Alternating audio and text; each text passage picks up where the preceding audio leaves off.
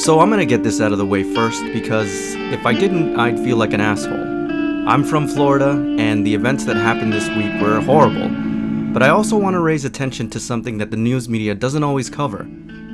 I'm not one to change my profile pic or to attend candlelit vigils or any of that kind of stuff. It's just not in me. I'm also not one for bandwagon overreaction or outrage, only to be forgotten in a few days or a few weeks.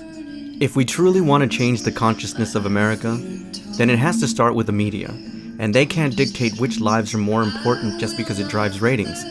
These acts of violence happen every single day in lower income communities, and the silence from the organized media is deafening. If we truly mean what we say, that all lives matter, then it has to matter for everyone, from every socio-economic strata. Sir Edmund Burke once said that the only thing necessary for the triumph of evil is for good men to do nothing, and apathy makes us all complicit in that evil. I completely realize that I have a faint voice, but it is a voice, although somewhat unpopular, and as long as I have it, I'm gonna use it. I know that's not exactly what you came here for, but I had to get these thoughts out of the way. Alright, thanks for listening, and let's continue on to the review. So what's up everybody, and welcome to another edition of AGR's Pop Culture Reviews. Today we're going to be taking a look at PlayArt's Kai, Rise of the Tomb Raider, Lara Croft. This is PlayArt's Kai's second iteration of the infamous Tomb Raider, and as you can see, the head sculpt is also really great. The facial features on this version of Lara are a lot cleaner, and she actually looks like a model. I especially like the way they painted her eyes this time. It's kind of an amber color and it really stands out. The sculpt of Lara's parka is done really well. I like the folds and all of the creases, as well as the paint application and the weathering, especially in her scarf. I do have to mention though that the articulation lines are extremely glaring in this piece. It's really visible in her upper torso, especially where her breastplate is. The ball joints fare a little better as they're masked by the overall sculpt of the parka. I am a little more impressed with the midsection of this figure.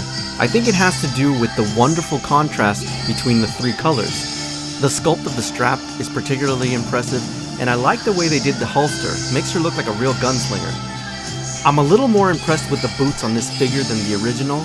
It's extremely textured, the sculpt is done very well, and I like the extra details, the little zipper running up the side of the boot. Now, similar to the previous figure, this one also comes with a plethora of accessories. Up first is Lara's pistol. Similar to the last figure, it has a realistic sculpt. It's finished in gunmetal with silver highlights. I like the look of the wooden grip, and although I have it holstered here, it is completely removable. Up next is Lara's trusty knife. Now, it doesn't have as much detail as other knives I've seen, but I do like the grip. It's finished in a matte black, and I did have some troubles getting it into the sheath, but what are you gonna do? Now, where you really see some obvious improvements from the last figure is definitely in Lara's quiver and arrows. They look absolutely amazing. They really simulated the look of dry leather very well. Now the quiver is actually sculpted onto the figure, but the arrows are completely removable. They've also made significant improvements to the entire bow. Before, they used to have a sculpted band running down the length of the entire bow. This time around, what they've done is included something a little more elastic, so if you want to display her as an archer, you have a little more flexibility. They've also included a dedicated hole, so you can plug the bow into the wedge.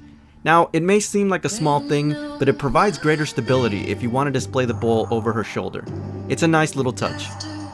Now, just like the previous figure, they've also included some highly detailed, well-sculpted, and expertly painted pickaxes. Now, for some reason they gave us two of them, but I'm not complaining. I like them. They're awesome.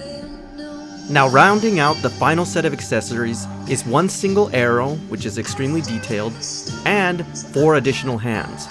Now, what's really cool about 2 of them is that they're specifically designed for that dynamic archer pose.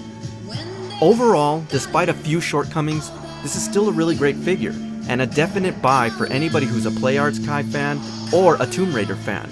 Now, I do have to warn you, since I got this figure, the price has steadily risen, so if you want to get it, now's the time to do so. Before I go, I gotta give a special thank you to TF Comics for sending this wonderful piece over for review. Okay, so that's my official review on the PlayArts Kai Rise of the Tomb Raider Lara Croft figure. As always, I thank you for tuning in, and I'll see you on the next AGR's Pop Culture Reviews.